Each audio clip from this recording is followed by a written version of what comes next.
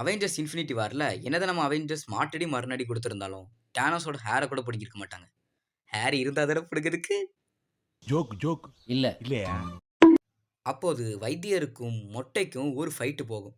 Fight நடந்து முடிஞ்ச நேரத்துல நம்ம மொட்டை என்ன பண்ணுவான்னா, அவர்கிட்ட இருக்கிற டைம் ஸ்டோனை எடுத்துடலாம் அப்படின்னு திறந்து பார்த்தா, அதுல ஒண்ணுமே இருக்காது. என்னடா உள்ள ஒண்ணுமே இல்ல.